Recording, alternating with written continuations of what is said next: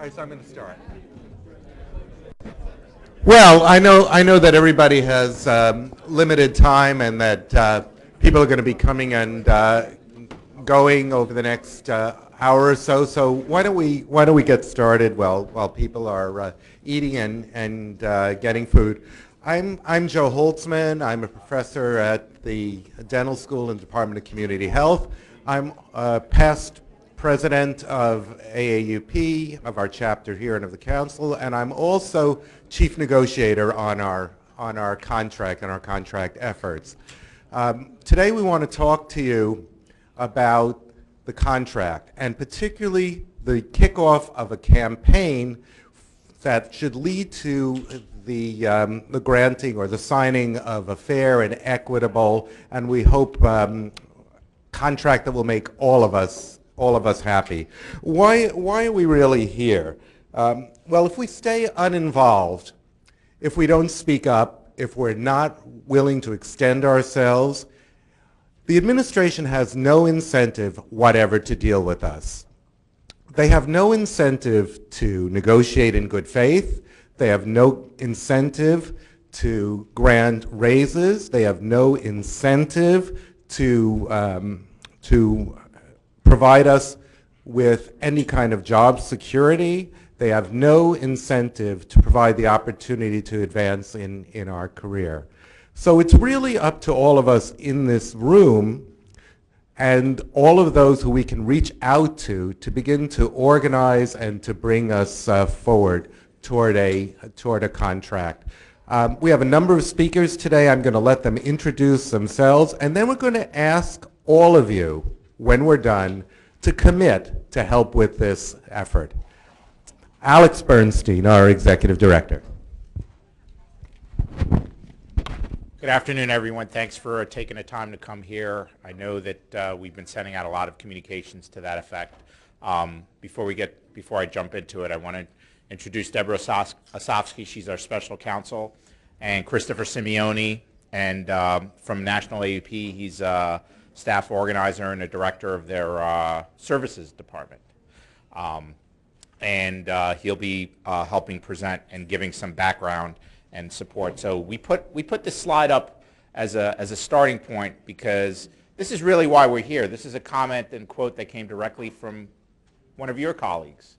And you know, when people say the AAUP should do this, you should know that you are the AAUP. We, Deborah, myself, Christopher, we're not the AAUP. You are the AAUP.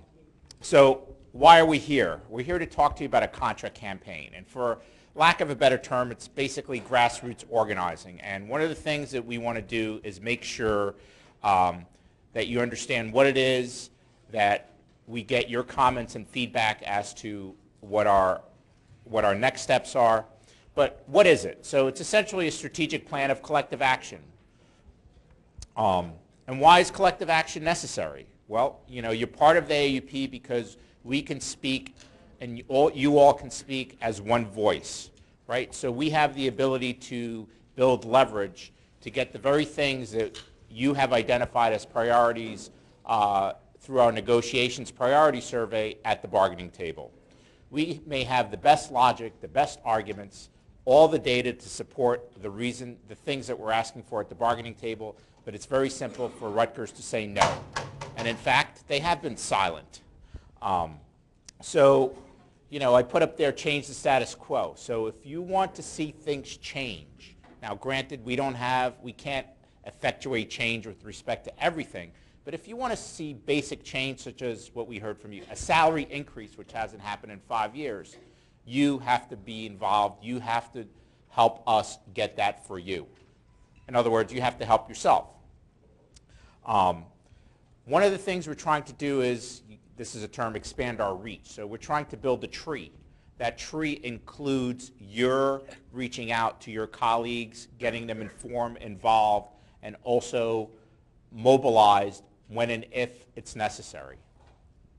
We also want to do this to get feedback from you directly by having people talk to one another and getting feedback back to our negotiating team. We will know where you are at with respect to how comfortable you are with a particular action or uncomfortable, giving us ideas on what you think you could or could not work. And finally, communication. How do we share what's happening at the bargaining table? You know, you get a ton of emails from me, and some people get it and some people don't.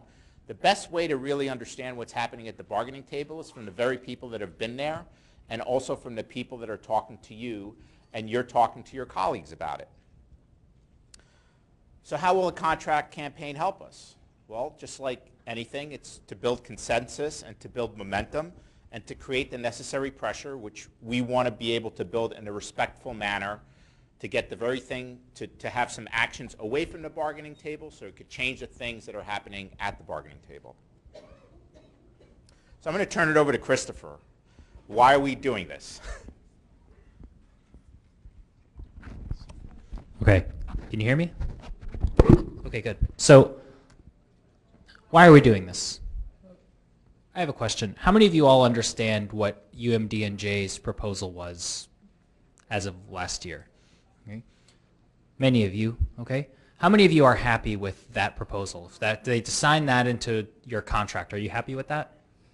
Is anybody? Okay. That's why we're doing this, okay? Because if we do nothing, that will be pretty close to the contract that you'll end up with. Okay.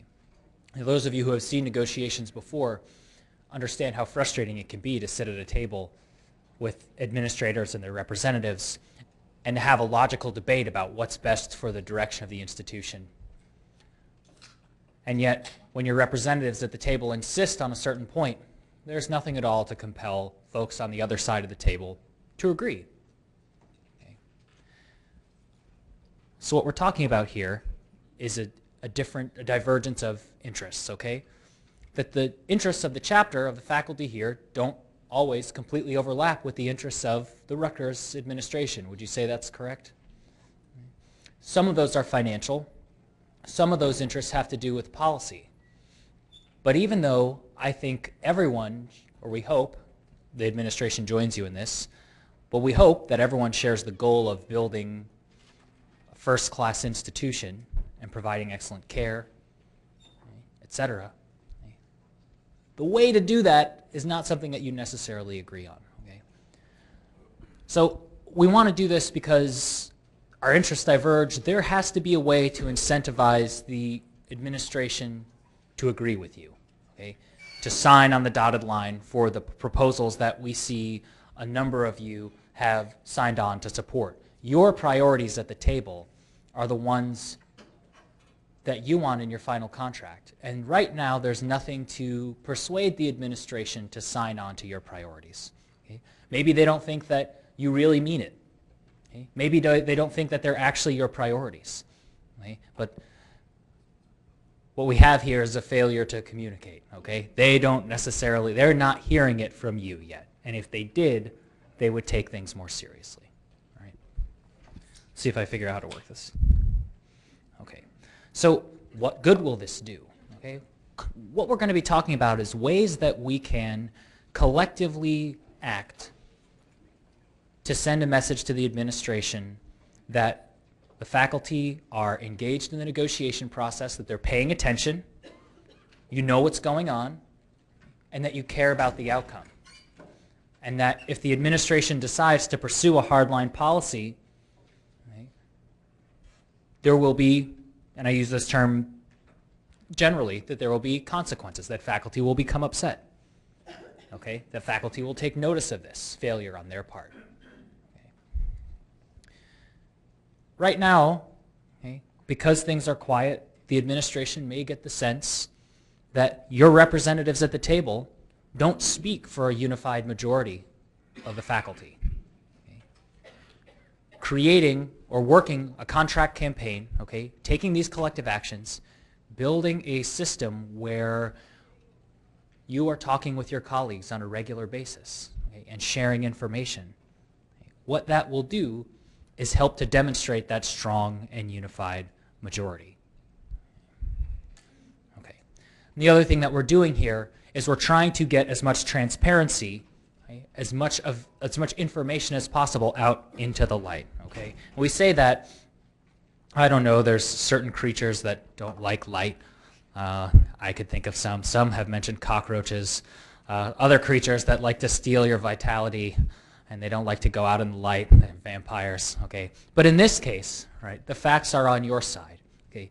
No increase in 5 years. 5 years? No increase in 5 years. Okay. Repeatedly avoiding engaging your representatives at the table, holding you hostage to the merger process. Okay. And on and on and on. Okay. Getting that information out there to your colleagues and to the university's other constituencies, okay, the public, its students, will help to hold them accountable for their actions, okay, and ultimately cause them to behave differently at the table. Okay. For you, getting information out about the negotiations process through face-to-face conversations, getting that information from the table out to the public, that's your friend. So we'll see later on today, I have a couple of examples from my experience and from some of my colleagues' experiences working with contract campaigns with the AAUP that will help put some meat on these bones. But we have some examples of how this transparency, how this communication with members, okay, and how this model of organizing can help to produce success in negotiations.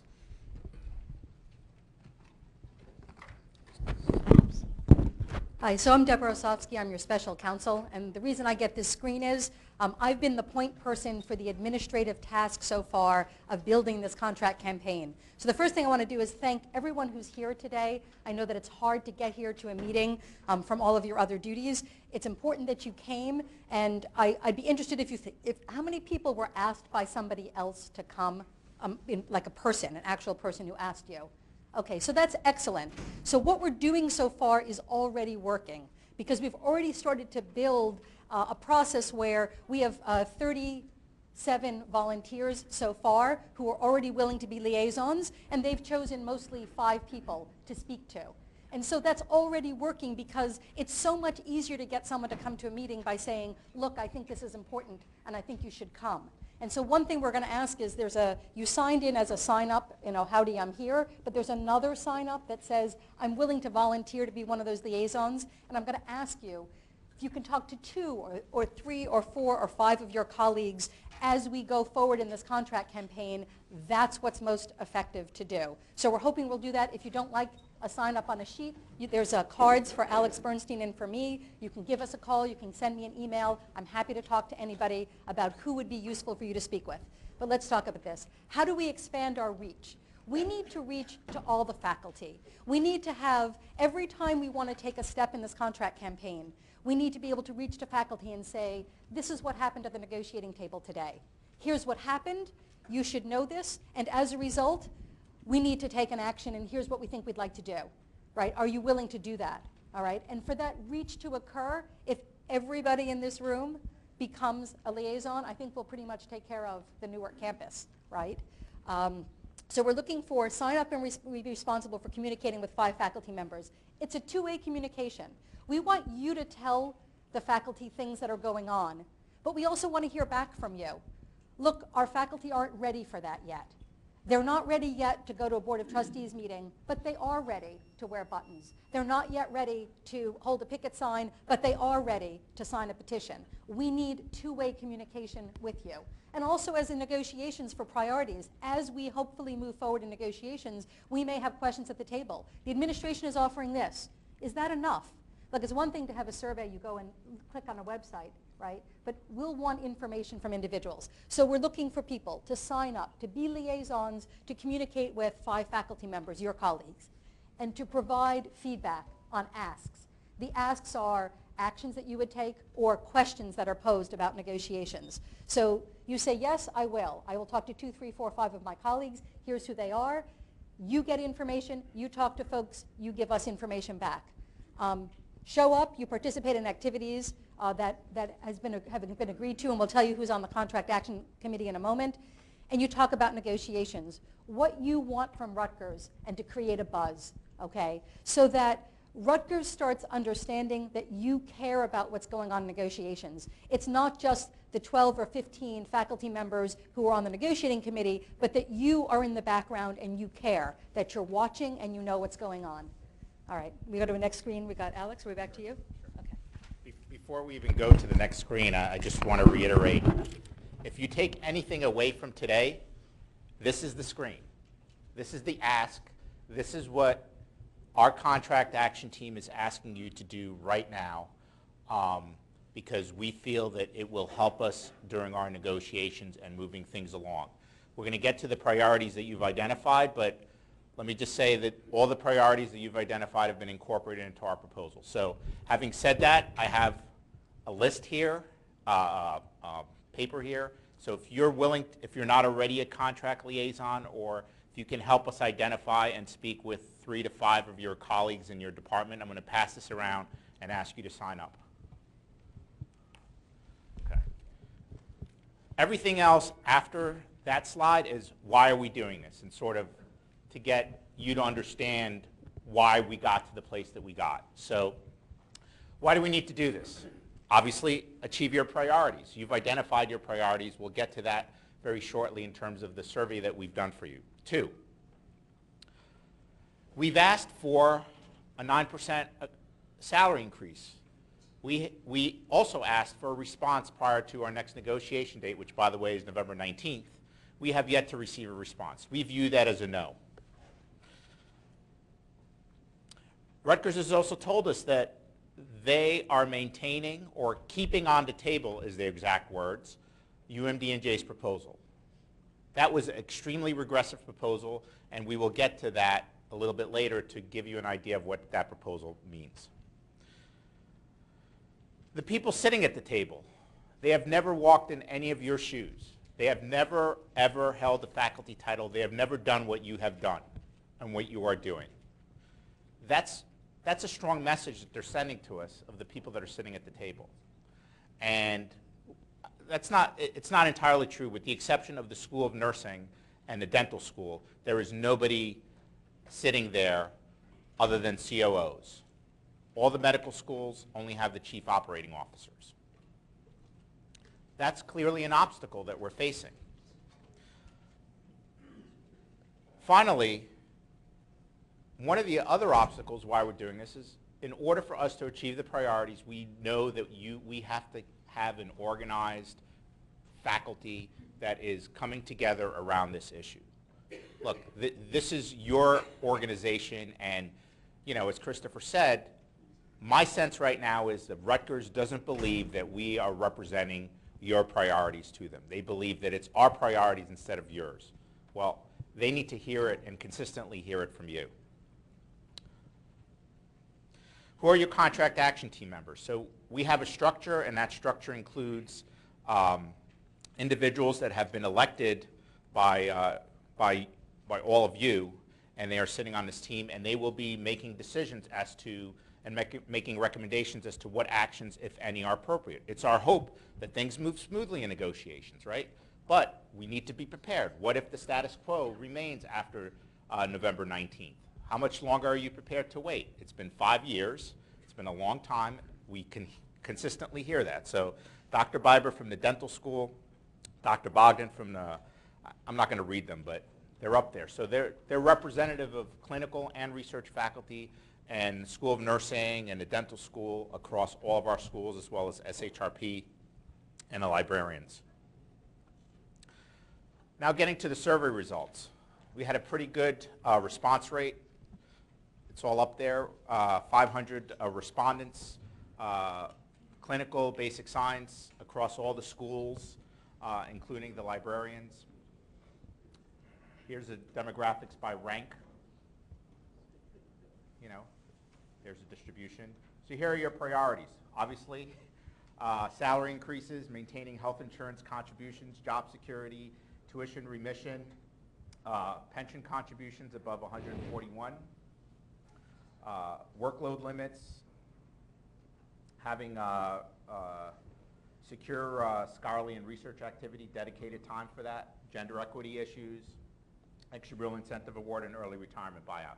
We have other ones that we have but those are just the very top numbers. So we have put together a comprehensive proposal, which you can view on our website, that incorporates every single one of those priorities, as well as any other ones that you may have identified. So just one thing. On the survey, we have actually just over 500. That was a snapshot prior to when we did 500. There's actually a few more now. We're still interested in anybody who has not signed on and filled in the survey. We're still interested. The more people who get on and tell what their priorities are, the better we are, the better position the negotiating team is to say to the administration, this is what the faculty want. So do not think that just because we put it up here that we're done collecting information. If we ended up with 700 faculty or 800 faculty, that would be even better. So if people have not done the survey, tell them they can still sign on and we're still interested. Right. I mean, we've heard comments that, you know, you've got a good amount that's representative of my interest. Well, maybe, maybe not. And we want to know what every single one of your interests are, because we want to make sure that we cover them. What some of the negotiation history is also one of the factors in us deciding to really push for this contract campaign. So here's some of the history and background. So one of our objectives in our negotiations going back to when we started with UMD and CHE over 2 years ago was to have a smooth transition into Rutgers. That was our #1 priority. So as a result, in mid-June, we actually communicated with Dr. Rogers and said, the smartest thing for everybody to do is to transfer everything over as is and give the faculty increases that whatever you have budgeted. Whatever you give everybody else, that's fine. That makes for a smooth transition. It just makes sense. We don't have to argue over different things. There's enough to do with the integration process. Their response was no. They wanted to reopen the whole contract, which made absolutely no sense. And so we came up with a comprehensive proposal, which you can view on our website. And we negotiated between October 2012 and April 2013. You should all know that we did actually approach Rutgers and we asked them to participate. We felt it was critical for them to participate because the things that we'd be discussing and talking about would impact them, right? And also we were interested in having their involvement because we felt that it would move things along. They said no.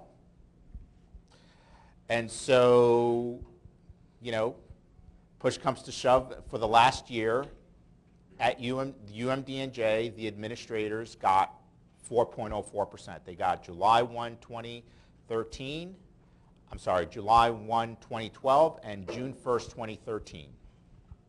And so that prompted us to revisit our request to Dr. Rogers.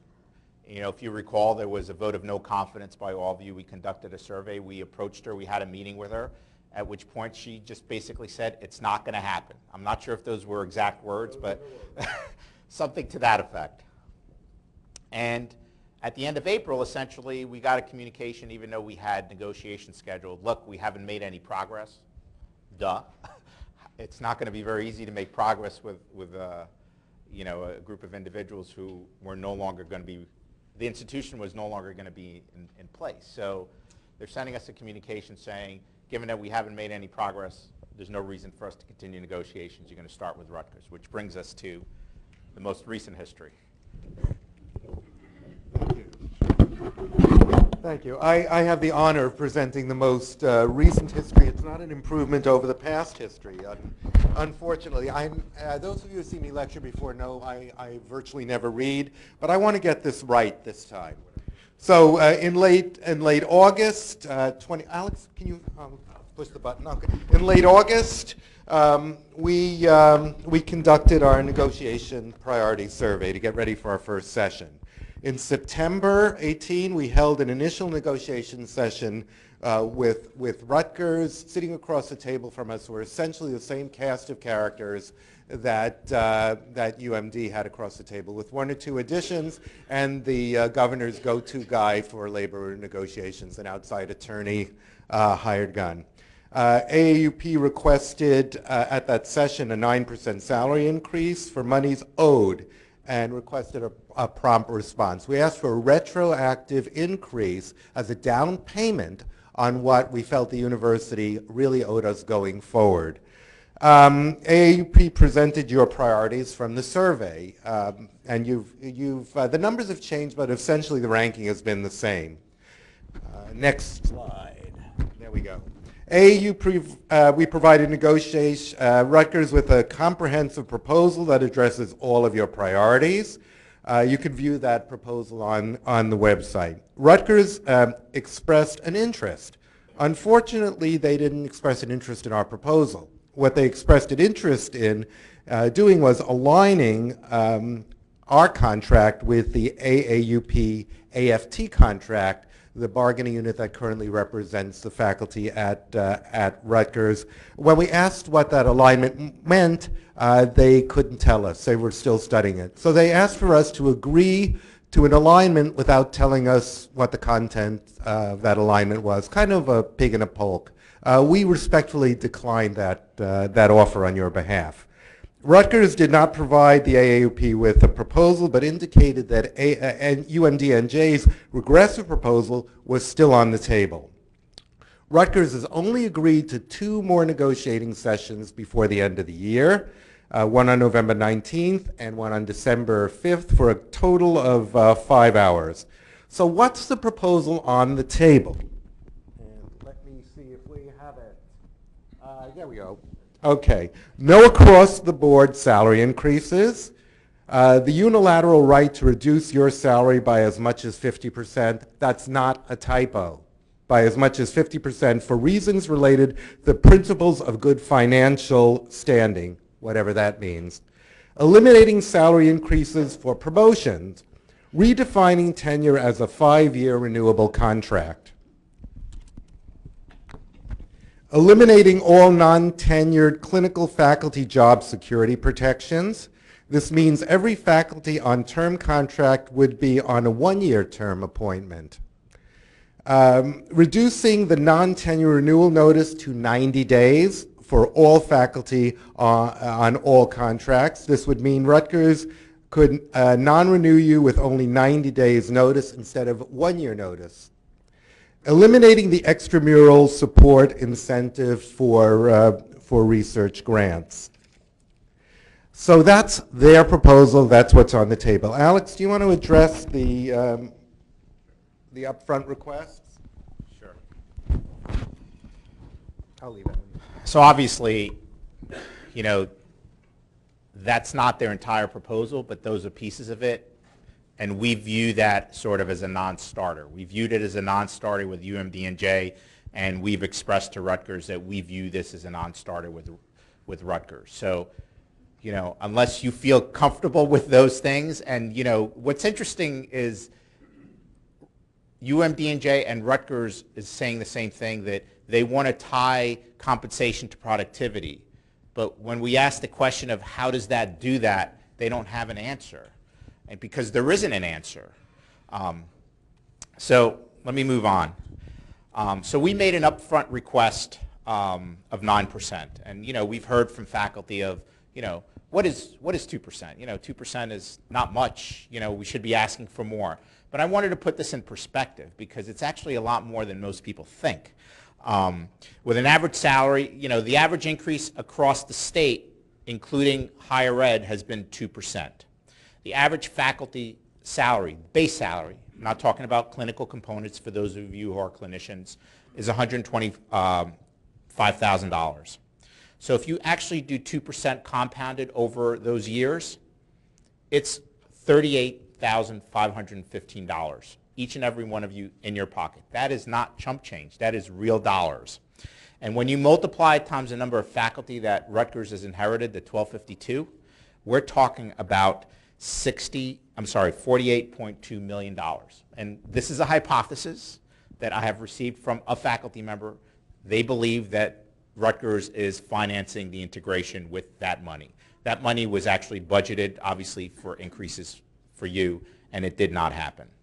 So what does that actually look like, and how did I get to that $38,000? So if you actually look, starting with 125 going down the line, you could see the 2% increases. And then for every year, you lose out on that increase, and you will lose out on that increase indefinitely. So the first year increase is for 5 years, those dollars. The second year increase is for 4 years. The third year increase is for 3 years, 2 years. And when you add up all those monies, that's the $38,000.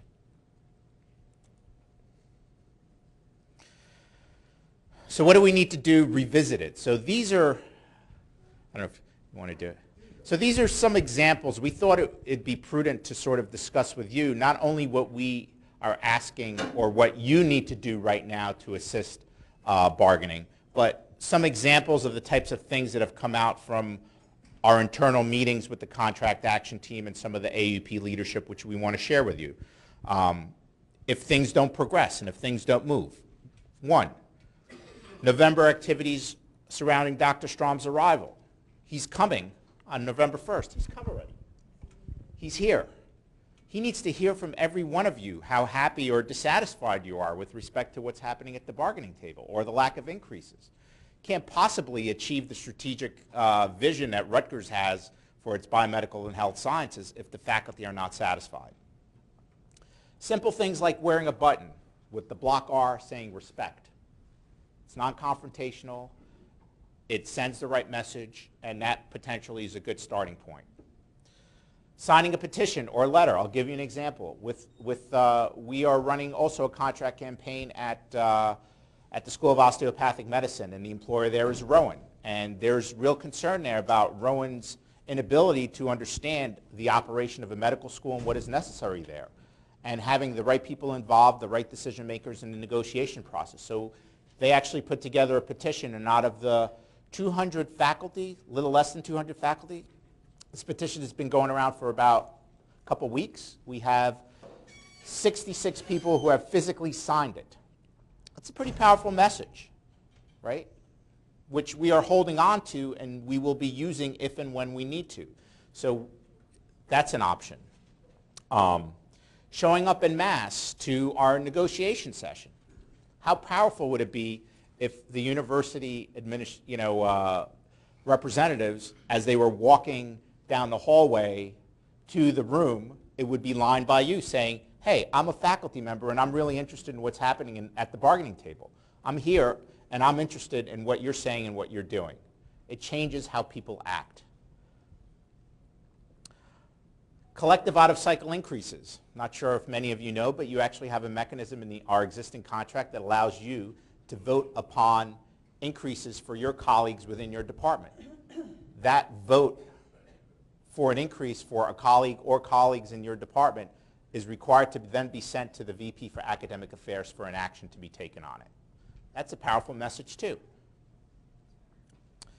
We've heard this, a proposal for having YouTube faculty videos where faculty are speaking about, morale or other things and how it's impacting them, not having an increase for 5 years, something of that nature, in a respectful manner and as a message that we want to get out not only to the faculty but to the public to show your dissatisfaction. And these are sort of interesting ideas that were thrown out there. There are many clinicians here and basic scientists, so having a clinic for sick administration or a bake sale to support faculty salary increases, it's sort of humorous in some respects, but it has a serious nature to it as well, and it, simultaneously shines the light that Christopher was talking about, right? What we're trying to do is to shine a light on the things that we want to improve, and we kind of view the things that we're trying to improve upon in our contract is beneficial not only to you, but to the university as a whole. It's tied directly to retaining, recruiting, and having you do the types of things that the university expects of you. And also an idea of outreach to prospective students. So, I'm not sure if this is an opportune time to do that, but, it would be good for us to have some sort of a comment or discussion in terms of how comfortable people are with respect to engaging in these sort of actions, because the contract action team is only going to propose something, but it's actually up to each and every one of you to show up and to say, yes, I'm committed to it, or yes, I'm going to do this, and talking to your colleagues to encourage them to do this. And if we can't get that feedback, which is critical, that we have 50, 75, 100 people that are going to participate in it, we're not going to do it. because it only shows our weakness, and the status quo will remain. So, you know, I just wanted to open up here to comments and thoughts that people may have. Yes? As a member of the Senate, Versus Senate, let me just tell you, the September meeting, what President Barchi said about your contract, that state of the University of primarily for the whole project they're developing. Massive developments, building developments in the Brunswick area, and hiring all these administrators. And the question arose, look, you have so much money that you spend, you got another faculty salary. And first of all, he made a very derogatory remark what the legacy is asking about 9% in a very disrespectful way. And he said, look, we have two budgets, a capital development budget which we got from the state primarily for the integration, and we have the regular budget, operating budget, if there is no increase. So I don't know where I'm going to get the 9%. And so that was one. The second thing I tell you also very interesting, which is the governance committee. I found so passive those faculty members, nothing like what we involve in our governance as faculty. Even when I made a proposal, they said, no, we can't accept this proposal unless we know either the president would accept it or would become unhappy with this proposal. So that was funny. Despite one of the clauses I read to them, it said this committee would advise the president. And they were not even listening to that. So keep that in mind, those two things in the background. So at this point, listening to those comments, my feeling was instead of asking 9%, I know you're asking 3% for 3 years, but this 9 numbers stands out instead of saying 3%. Well, it's two. No, I know. He made a very strong remark about 9%, repeated instead of saying 3% times 3 years, which has become 9, but they forget. So at this point, suggestion is, if you say, okay, go back to July 1, 2012, you gave 4% to the administrator. Why not give us 3% for July 1, 2012 and July 2013? Right, so your comment is very well taken, and we certainly did hear from many sources that Dr. Barchi has not been favorable about the increase that was requested across the table. I think the most important word that you used, that I heard, was the word passive. And I think what we're trying to do here is go from passive to active. That's the purpose of the contract campaign.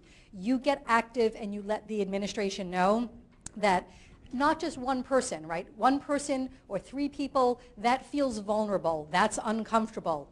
But if you can step out together as a group, if you know that when you step forward and say, I'm unhappy, that you're in a group of 50 people or 100 people or 200 people, then it starts being a place where you can get active in ways that you feel protected. And that's what we're going for now. We're talking a little bit about what kinds of things. There was a list up there of what people are comfortable doing. As a first step, we need to make a first step to let the administration know, a little bit of muscle flexing. What do people, of the things that are there or that are not there, are people willing to wear buttons? Can I get a show of hands? Who would be willing to wear a button? Alrighty then. Okay, buttons look like that's a really good choice. Now we're on the sign a letter or a petition. A very mild one, right? Please pay attention to what the negotiating team says. We care. Okay, so it looks like a petition. We've got a pretty strong on that. I think for now that's enough because all we need right now is a first action. We need to have something we can do first to flex muscle and to begin to make strength. Yes, sir. Okay, so so here's the story. We're actually thinking about the thought process that has been developed so far is a very simple button that says respect. Because who can argue with that, right? And the important part about wearing a button is simply that as many people as possible do it. And so the equivalent here is respect. The administration is not showing respect to you because they haven't given you an increase in 4 years. And they're ignoring your representatives. They've offered you 5 hours of negotiations through the end of the year. It's fairly easy to say. So that would be an idea. But the Contract Action Committee, that's why we have those people, is to finally decide what should a button look like. Right, because I'm a staff person and I'm not going to be the one that matters. You're the one who's going to need to wear the button. Does that answer your question, sir? Yeah, and what is the process of collecting out-of-cycle increases? How does that work? Okay, so this was an idea. Do you want to do this, Alex, the idea of the collective out-of-cycle increments? Well, first, I wanted to make a comment in terms of these actions. These actions are intended to not to happen all at once. And they're intended to build on each other. We're obviously not going to go and, scream at Strom as he arrives, right? That's not a smart thing to do, right? So the intent is to start simple, wearing a button, sending a strong message. See how that works. Hopefully it sends some message and it moves things along. And if and when it is necessary, to ratchet things up, right? The ideal is, and I'm stealing perhaps from Christopher's playbook, which is to identify a timeline by which you want to achieve your top priority, which is salary increase, job security, health insurance. How long are you willing to wait? Another 3 years, 4 years, 1 year, 6 months? Whatever that time frame is, that's the maximum pressure that we want to be able to put on the university to achieve that, right? And sort of work backwards. We don't really have an answer to that. We need to hear from you, and that's part of the feedback that we're trying to get, right? I mean, I know people are angry and upset, and I've heard it from, different schools, faculty at different levels. But, really, how much longer are you willing to wait? And so we have to work backwards from that. But I think a good starting point, it sounds to me, would be like doing a button. Because it's something, we're trying to do something, right? And we're trying to show them that we're organized. And the truth is, we may never need to do any of these things, but we just have to be prepared in our mind and organized enough to follow through. And I think just the threat alone could help us move things along. If they were in this room right now, I think it would change their approach. I believe that. I have to tell you. Because I don't think that the people sitting across the table from us truly understand that all of you are sitting right there with us in the room. And you need to help us send that message. Because if you don't, we're going to have the status quo. Well, the status quo might look attractive. Right, potentially. You may look back at the contract that you've had as the best one you've ever had, given the proposed reduction. So back to the question about the collective salary increase. So there's a provision in the contract that basically says that faculty can vote a proposed increase to their colleagues within their respective department. So theoretically, you could put every single faculty member in your department on the list, and you can have a vote. Obviously, we would have to, organize it in such a way that particularly the large departments it goes through, we'd have to have conversations before whether that is acceptable within the department. We wouldn't want to just ram it down anybody's throat per se. But that vote bypasses the dean and goes directly to the VP of Academic Affairs, and theoretically bypasses even your chair. Now, you would want to have that conversation with your chair beforehand, but it's not required. And that would clearly send a strong message to the VP for Academic Affairs, who's sitting at the bargaining table, right? So we want to have these types of things in our bag of tricks to use if and when we need to. But it's something that we have to just think about and prepare for, because it's not like we're going to be able to turn around one day, wake up and say, okay, that's going to happen on Tuesday, that's going to happen on Thursday. That's why we're laying the groundwork right now. So if and when the contract action team, those individuals that we listed up there, indicate, okay, let's try this, and you all say, let's do it, we're ready, and everybody is on the same page with it. So the first question, for how long will our contract negotiations be under legacy UMD&J, and will they ever become integrated into a whole Rutgers effort? So irrespective, I mean, there is no legacy yes, this is the legacy UMD&J contract, for lack of a better term, but for essentially the legislation required Rutgers to adopt our existing contract. That contract is in place until we agree on a prospective contract. And even if we were to agree on a prospective contract, they may not necessarily be one contract, because we represent clinical faculty. There's no clinicians in that other group. So there are things that are going to be unique to our group. Now, Rutgers has expressed their deepest interest in aligning the two groups. And so no matter what, we intend to be working directly with the Rutgers AAUP, right? We obviously understand that we need to work collectively. But whether we actually align certain things and make things identical, you know, that's to be seen, because how it impacts that group of faculty is very different than in how it impacts you.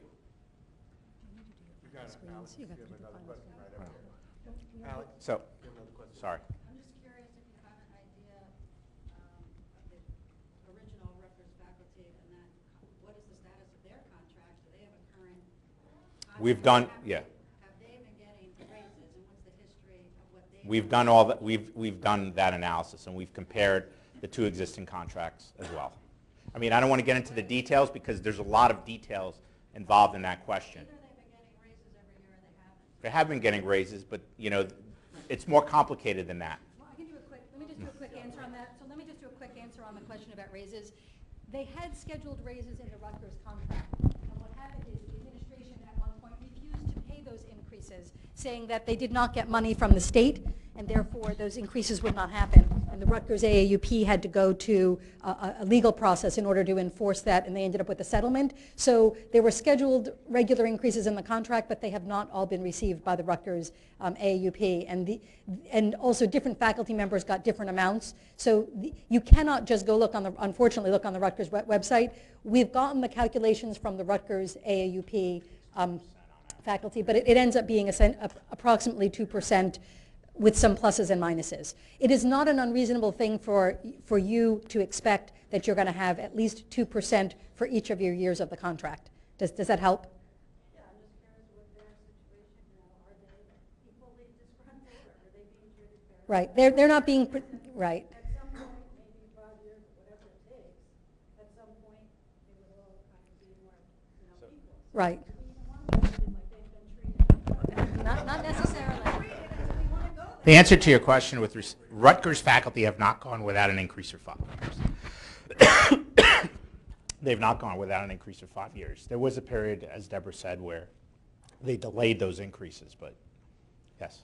If we go the route of having the department vote raises for everyone within the department, bypassing the dean and the chair, does the funds for that come out of the department's budget at this time, since it's not been budgeted by the it doesn't talk about where the monies come from.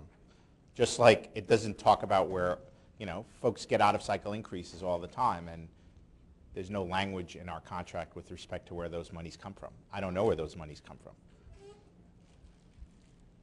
So I want to turn it over to Christopher, because I want to give him an opportunity to tell you how contract campaigns have actually, how effective they've been in other places, right? We like to look at data. We like to understand what we're doing here in relation to its effect elsewhere. So I want to turn it over to him.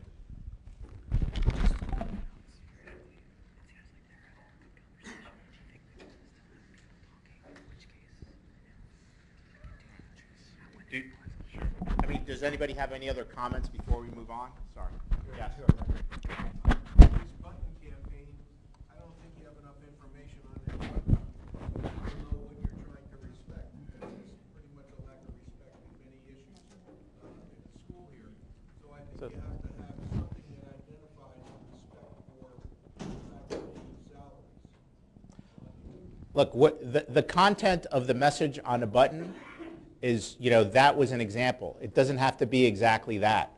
And frankly, if folks have ideas, this is exactly the purpose of a contract campaign, is for you to feed us information of what you think would resonate amongst all of you and send the right message to the university. So, the contract action team members that we mentioned there, they're charged with those decisions.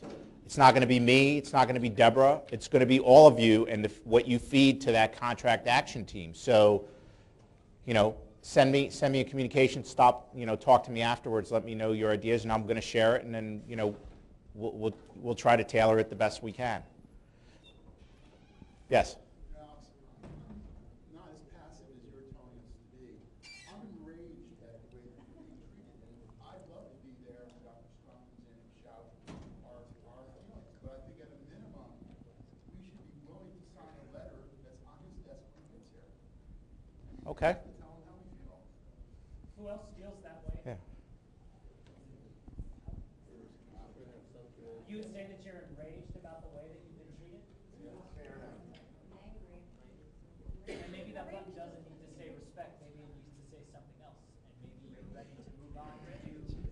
Right.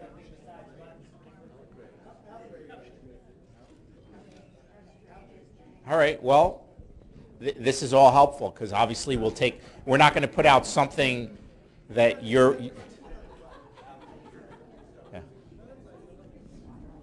Yes, Dr. Evans. I have to ask the indulgence of many friends and colleagues in this room, and I think you will not invite me to any of these meetings in the future. I thank you for the cream soda and the sandwich, and it's been very interesting to hear this approach. But my feelings are totally antithetical to almost everything I've heard. The last comment, I think, at least approaches something that I think has some potency to it. I think we're missing some of our major constituencies. Obviously, if the faculty is demoralized, diverted, if the reputation of the institution continues to decline, the medical students, PhD students, and all the rest of them, dental students, are going to be adversely affected. They have parents. The parents are paying taxes. They may be paying taxes. I would think one of the targets should be the state legislature. I think we should come to them, not that we just want more money or anything of this kind, but we want respect, we want to be taken seriously. We are part of the governance of the institution. Brief anecdote, when President Eisenhower became president of Columbia, two people won the Nobel Prize.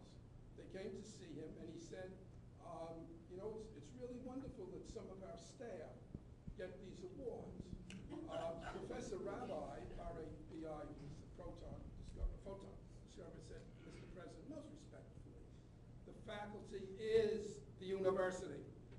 And President Eisenhower thought for a moment and said in his characteristic-like fashion, you're absolutely right. The faculty is the university. So I think we ought to change the spectrum from just a few dollars more or less, or who said what to whom, and all this sort of stuff, which really has almost no traction. By the way, buttons with inflation now. You all remember that? Just say no. I don't think these buttons really amount to very much. And I think we should be much more strategically oriented. So number one, I think the state legislature has got to be aware of the gross dissatisfaction of this. I think we're just skimming the surface on that we feel we are taxpayers, we are constituents, we are voters. They have to listen to us, okay, with or without the buttons.